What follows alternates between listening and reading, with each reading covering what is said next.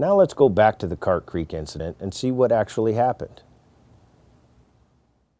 At 1450, the helicopter foreman radioed to the ground that fire activity was intensifying abruptly along the entire fire perimeter. Squad 3 noted that while building a total of 63 feet of line, they had to back off twice due to fire intensity. Squad 2 had completed 167 feet of line and were preparing to drop off the ridge and tie into Squad 1's line only 150 feet away. The FMO and squad leader met near a rocky bluff below Squad 2 and felt they could successfully tie off their lines and cut off the head of the fire. Suddenly, the fire behavior changed dramatically, and the leader of Squad 2, who was in voice contact but below the rest of the squad, ordered them off the ridge.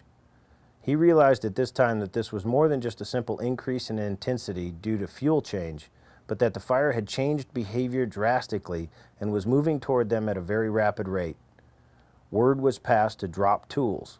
The squad did so in an orderly fashion and ran towards an opening in the fire created by Squad 1's line and into the black along with Squad 1.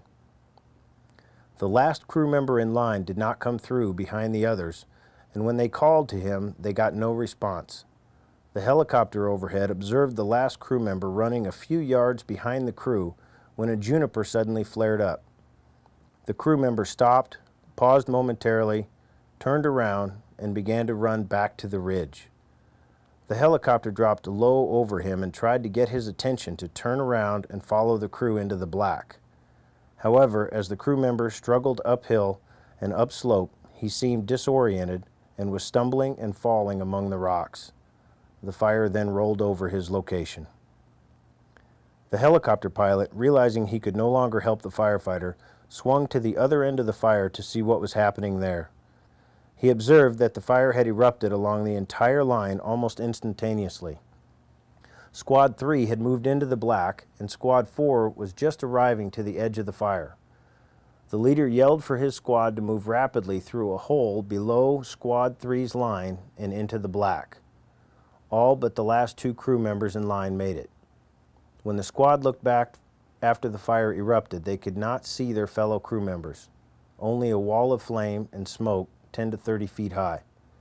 The crew members were last seen just 15 to 20 yards behind the rest of the crew. That the fire blew up, and I do not remember any flames or whatever. All I remember is smoke. And the smoke was such that I could not see the person in front of me.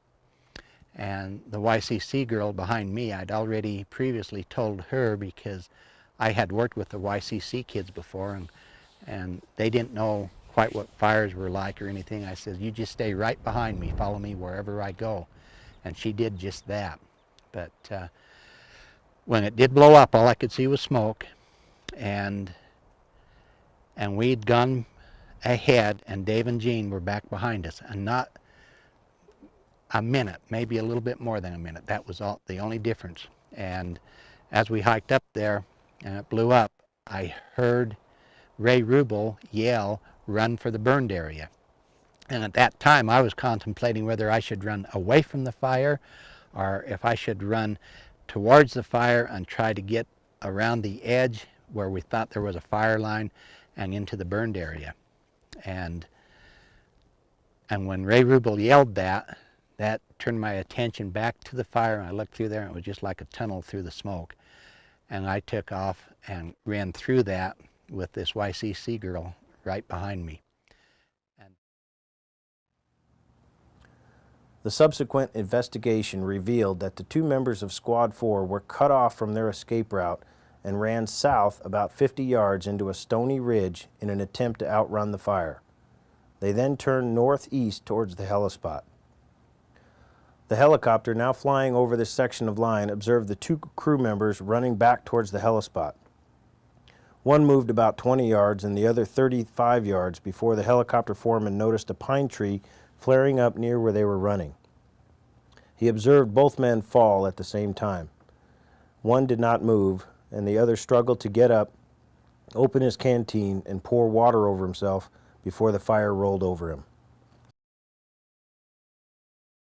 A few lessons learned from this as we brought different groups in here on staff rides. most of the FMOs or the leaders asked the group, what would you have done different?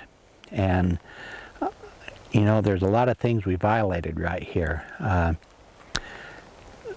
The first thing in coming in,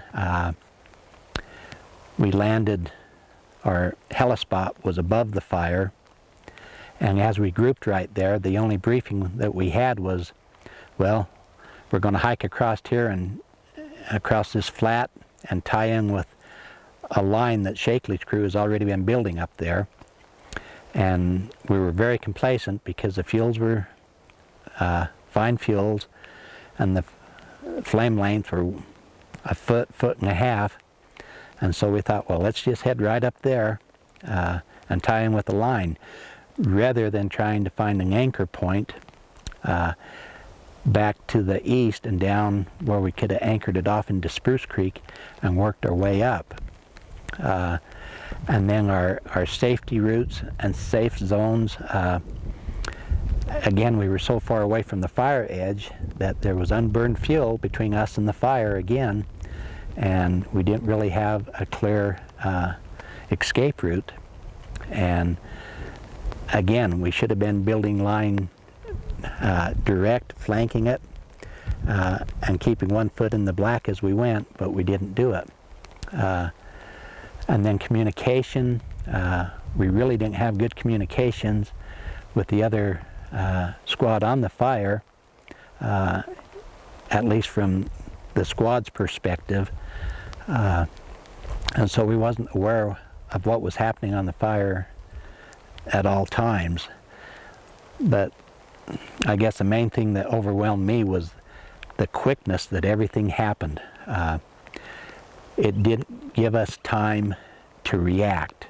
It was a complacent situation where we thought, no problem, we can build line around this and be through with it.